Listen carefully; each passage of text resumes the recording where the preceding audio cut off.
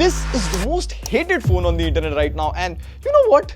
I almost fell for it. And before we drop the hammer, let me show you why I actually like this phone and why I hate it.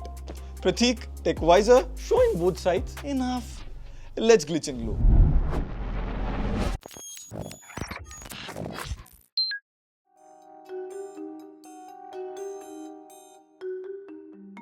Bro, what are you holding? Nothing. Exactly. No, it's the Nothing Phone 3, and I think I kind of like it. Hey Bhagwan.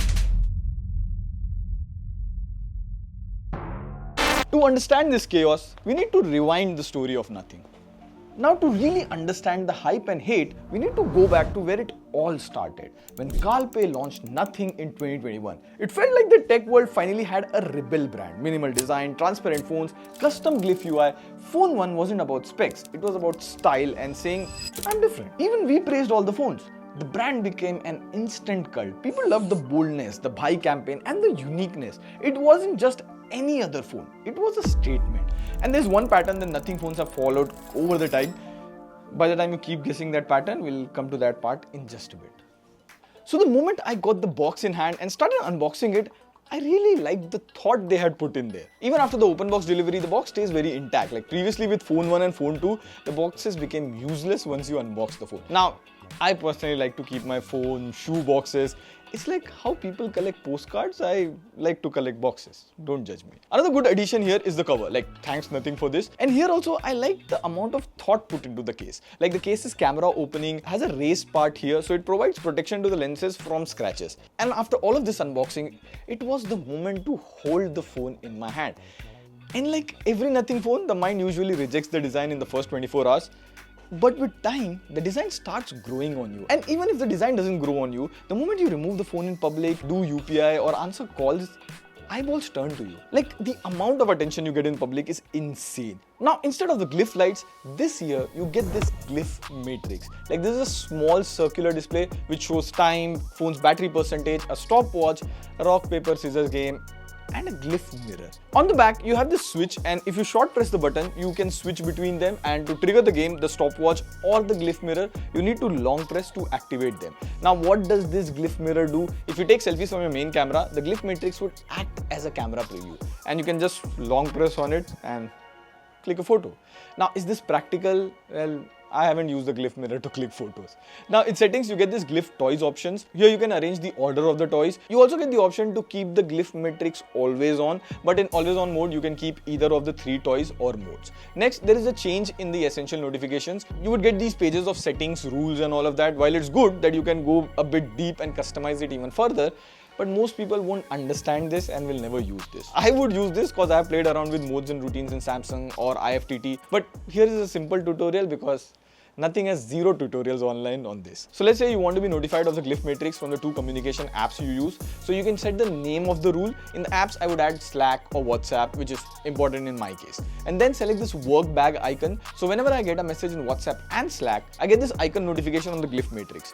You can make it a bit advanced. You can create a rule where you want to be notified by any app that has a particular name or a keyword. So I've created a rule and the keyword added is TechWiser. So whenever there is a notification from any app that has TechWiser mentioned, I would be notified in the Glyph matrix. Also this time, the phone has a 5500 mAh silicon carbon battery. Surprisingly, the phone feels heavy around 218-220 grams, but it's fine. If you buy a 80,000 rupees flagship, it should feel like a brick in your bag. Now, I'm not gonna dive much into the specs part here. There are enough amount of videos on that. I would like to share my lovey-dovey time with the Phone 3. The one thing I loved is the essential key. I almost accidentally pressed it every day. I didn't want to use it, but I had to. I ended up taking weird screenshots. The voice notes were just cuss words in frustration, but I don't like San. San is a fucking piece of shit.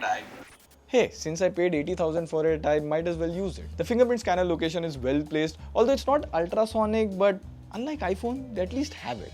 In my usage, I watched some content on the Phone 3. The display is quite bright for indoors. Compared to the flagship, the display brightness is right up there. Now, some people might say this is not the latest LTPO. It cannot go down to 1 Hz.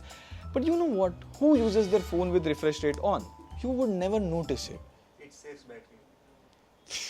you can always charge your phone. And I almost forgot to speak about the Nothing OS, the exceptional software. The phone 3 is running Nothing OS 3.5 based on Android 15. The OS is so good, the aesthetics, the widgets on the lock screen, and the updates. The moment I had set up my phone, I got this pop-up to download the latest software update. The phone 3 comes with 5 plus 7 years of software updates, so you will see more pop-ups for the next 7 years, which is pretty high for the smartphone industry.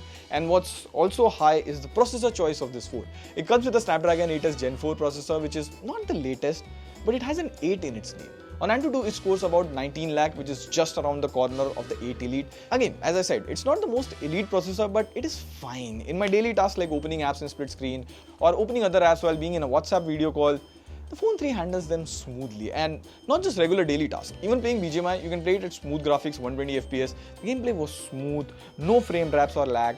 I know it happens in a 20,000 phone as well, but here also it works well. If you want to play heavy games, like I've started playing Wuthering Waves, you can play it at 60 FPS in ultra high graphics. Like, the graphics look so good. If you can do all of this on this phone, why do you need a Snapdragon 8 Elite?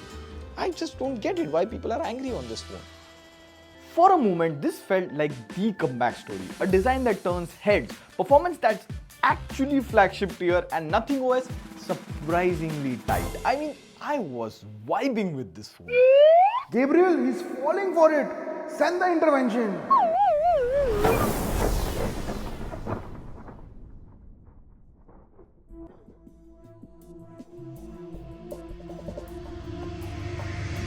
Bro, are you okay?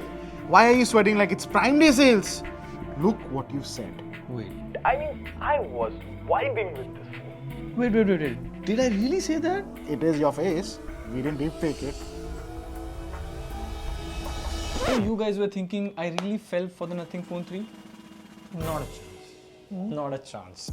Now, if you keep the price aside, there are optimization issues. Like, I was playing Wuthering Waves, the phone got hot, like freaking hot. It got really uncomfortable to hold. The temperature reached around 45 degrees. This is the highest I've ever seen in an Android phone in the past 2 to 3 years. Even higher than an iPhone. And not just that, see how much battery it lost. In half an hour, it lost about 35% battery. But this is purely an optimization issue. And before we say anything further, remember about the pattern thing I said in the beginning? Well, if you notice with Nothing flagships, they never have top of the line specs. Like phone 1 was okay, phone 2 was still okay. The specs were digestible for the price. But with the phone 3, what makes it unbelievable for India is the pricing of the phone. It cost 80,000.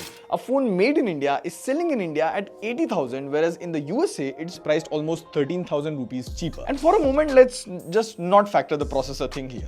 Even the overall software optimization here is not like an 80,000 phone. Like, I've got this Galaxy Watch 8 which I have to test, so I was setting it up and asked me to download the Galaxy Watch Manager app. Every time I hit download, it would get this error. After wasting a lot of time, what I had to do was extract the Watch Manager APK from a Samsung phone and then install it on this phone, and then it worked for me. The second bug that I found was in this ChatGPT widget. Here I was trying to open ChatGPT, but it would simply not open. Another bug is in HDR. Whenever I tried opening HDR videos, in some of them the HDR is triggered, and then in some videos it never triggered. So the other day I was on a WhatsApp video call with Shobik, and then again the other day with Sayan. They complained that my video was appearing a bit choppy. Even if you see in my video as well on the Nothing Phone 3, it appears a bit choppy. It seems like the WhatsApp video call FPS is below 24.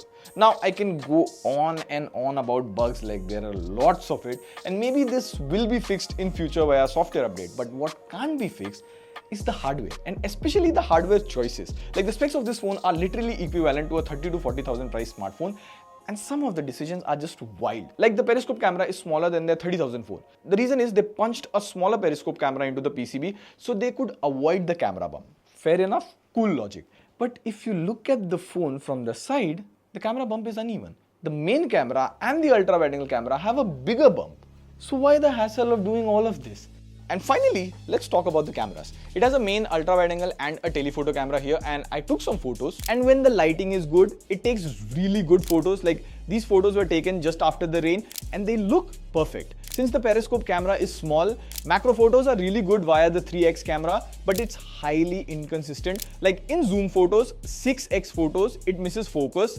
Sometimes it misses HDR, and in this photo, if you zoom in on Dinesh's shirt, you see the edges are faded and it's an overlay. This is called HDR artifacts, and I saw it in a lot of photos. Then there's a color shift between lenses.